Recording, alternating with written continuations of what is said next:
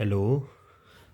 हाँ, तो कक्षा 10 के विद्यार्थियों के लिए आज हम जब हमारा स्कूल बंद हुआ था तो हमने 8वां अध्याय अपना त्रिकोणमिति हम पढ़ रहे थे और जहाँ पर हमने उस समय छोड़ा है प्रश्नावली 8.1, 8.2, 8.3 और 8.4 को हमने अब प्रारंभ करना था, लेकिन कोविड-19 के ओमिक्रॉन वेरिएंट के चलते हुए आप देख रहे हैं कि फिर ऑनलाइन पढ़ाई की ओर हम आ रहे हैं।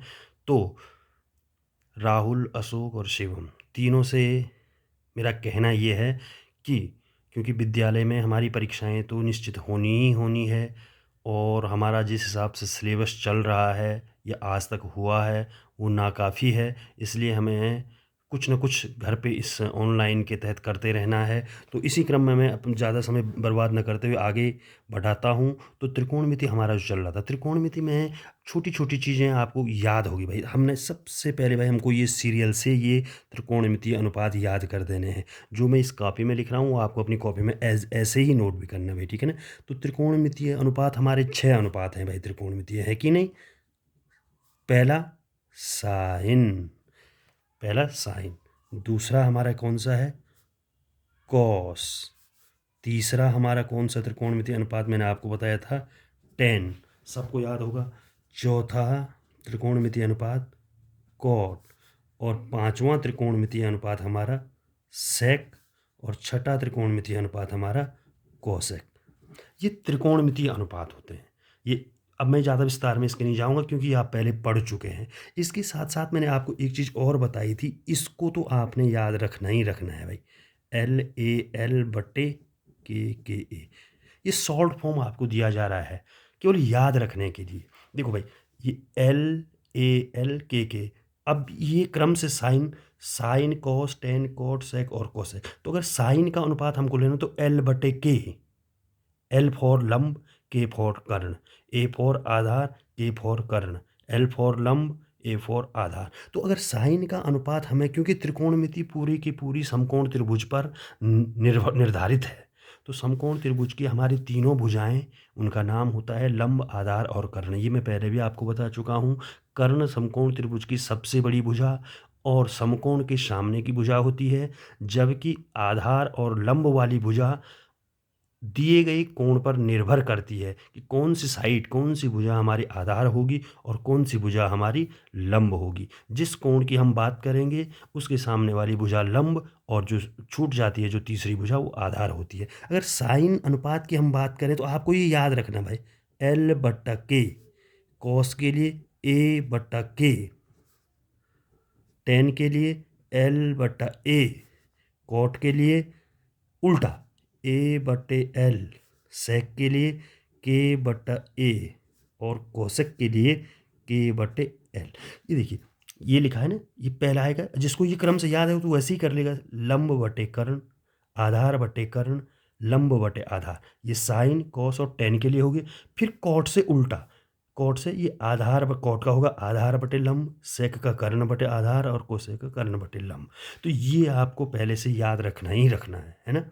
अच्छा, एक दूसरी चीज़ में इस और आती है, इसमें कुछ जो पाठ हम पढ़ चुके हैं और जो अभी पढ़ने, जो उसमें जो मेन 8.4 को स्टार्ट करने से पहले जो हमको करना है, मैं उसके बारे में ज़्यादा जा रहा हूँ। देखिए ना, तो ये भी आपको आज की डेट में याद करना है। साइन थीटा, मैंने यहाँ पर एंगल का, यहाँ पर ए भी हो सकता है, बी भी हो सकता है, सी भी हो सकता है, तो मैंने थीटा एंगल लिया भाई। साइन थीटा अगर कहीं पर कोई यूज़ करने के, तो साइन थीटा को व्युत्क्रम के रूप में हम लिख सकते हैं कोसेक थीटा। साइन को अगर कोसेक के स्टेप में लिखना हो तो 1 बट्टे कोसेक लिख सकते हैं। साइन पहला वाला अनुपात है, कोसेक आखिरी वाला अनुपात हो। ये पहला और छठवां का व्युत्क्रम होता है। दूसरा और पाँचवें का आपस में व्युत्क्रम है। तीसरे और चौथे का आपस में व्युत्क्रम, व्युत्क्रम मतलब एक के बट्टे में उनको लिख सकते हैं। एक का व्युत्क्रम है, वो एक दूसरे के व्युत्क्रम है। तो साइन का व्युत्क्रम कोसेक है। तो दूसरा हमारा कॉस थीटा अगर आता है, कॉस थीटा का व्युत्क्रम क्या हो जाएगा? 1/सेक थीटा, है ना? टेन थीटे का व्युत्क्रम 1/कॉट ऑफ थीटा और कॉट थीटा का व्युत्क्रम 1/tan ऑफ थीटा और सेक थीटे का व्युत्क्रम 1/cos ऑफ थीटा, और लास्ट कोसेक थीटे का व्युत्क्रम 1/sin थीटा। ये क्यों लिखाया जा रहा है? जब हम 8.4 की जो इम्पोर्टेंट प्रश्नावली है उसमें जो क्वेश्चन हमको हल करने होंगे उनमें ये सब काम आने वाले हैं। ये बड़ा टफ, थोड़ा आसान है बिल्कुल। साइन का 1/कोसेक, कॉस का 1/सेक, टेन का 1/कॉट, इसका आखिरी, दूसरे का पांचवा, तीसरे का चौथा। टेन करेंगे तो 1/कॉट, कॉट करेंगे 1/10, कॉस कहेंगे 1/सेक, सेक कहेंगे 1/कॉस, साइन कहेंगे 1/सेक कोसेक, कोसेक कहेंगे 1/साइन, है ना। तो ये भी आपको याद रखना, आज की तारीख में मैं केवल कह रहा हूँ, है ना। एक चीज़ और रखनी है, ये साइन, कॉस, टेन, कॉट, सेक और कॉस के लिए तो हमने व्युत्क्रम में ये लिखे। दो सूत्र इसके लिए और है कि वो केवल टेन और कॉट के लिए, ये भी आपको इंपॉर्टेंट है याद रखने के लिए। टेन थीटा को हम इस रूप में भी लिख सकते हैं, क्या, साइन थीटा बटे cos of theta. Tan theta को हम किस रूप में लिख सकते हैं? इस रूप में। अब टेन थीटा को हम 1/कॉट भी लिख सकते हैं, टेन थीटा को हम साइन थीटा बटे कॉस भी लिख सकते हैं। तो कहाँ पर कौन सा फॉर्मूला, कौन सा यूज़ हम करेंगे, वो आपको जब प्रश्न आएगा वहाँ पर ध्यान देना है। कॉट थीटा को हम लिखना है cos of theta upon sine of theta, ठीक है। तो ये भी। अब अगली चीज़ जो बहुत इंपॉर्टेंट है वो है त्रिकोणमितीय सर्व समीकाएं। त्रिकोणमितीय सर्व समीकाएं हैं भाई, जिस प्रकार से बीजगणितीय सर्व समीकाएं हमने पढ़ी हैं, a+b² a-b² a² - b² इत्यादि, ये हमारी बीजगणितीय सर्व समीकाएं हैं। तो उसी प्रकार की त्रिकोणमितीय सर्व समीकाएं भी हमारे पास हैं भाई। त्रिकोणमितीय, और ये तीन सूत्र भी जो त्रिकोणमितीय सर्व समीकाएं हैं कहाँ के मैं आपको लिखाने जा रहा हूँ, ये भी आज की डेट में आपको याद करना है। मैं कल फ़ोन करके सबसे पूछूंगा, किसी से भी कुछ भी पूछ दूंगा, टेन थीटा को अनुपात के रूप में लिखिए, तो आपको इतना आना चाहिए, लंब बटे आधार। कॉट थीटा का व्युत्क्रम 1/tan थीटा। मैं फ़ोन करके पूछूंगा अशोक, शिवम, राहुल, कुछ भी चीज़ जितना, तभी मैं आगे बढ़ूंगा। मैंने बता दिया, नहीं तो कुछ होने वाला नहीं, पास नहीं होंगे तुम इस साल, है ना। तो त्रिकोणमितीय सर्व समीकरण, राहुल को थोड़ा बहुत पहले से आता भी होगा, बहुत इंपॉर्टेंट है। Sine square theta plus cos square theta is equal to 1।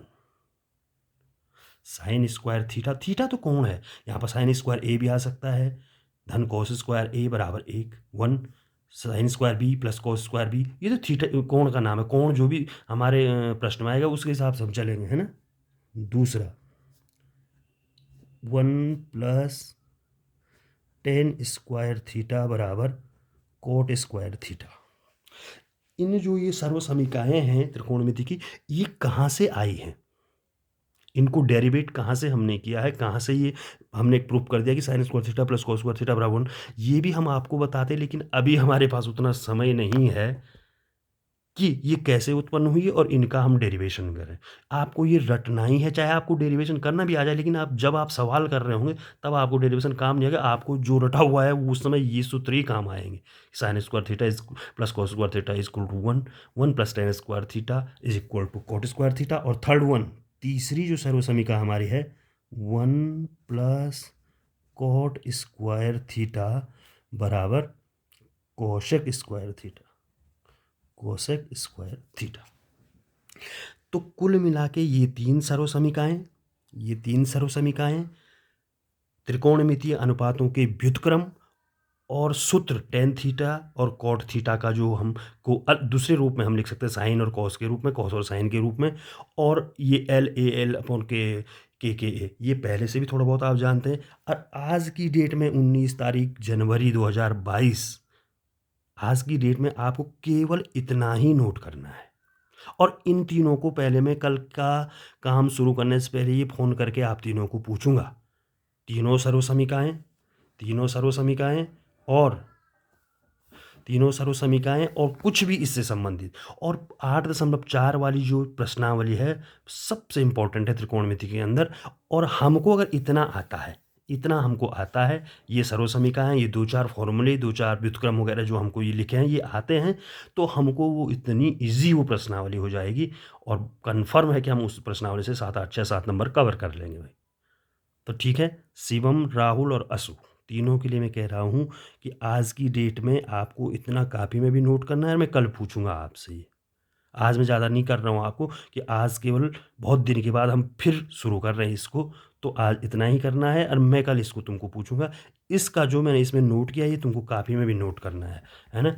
इसका स्क्रीनशॉट भी मैं लेकर के तुमको अभी भेज देता हूँ ग्रुप में और आपको ये सब नोट करना है और कल मैं सीधे 8.4 की प्रश्नावली यहाँ से शुरू कर रहा हूँ। यहाँ से मैं कल प्रश्नावली 8.4 स्टार्ट करूँगा।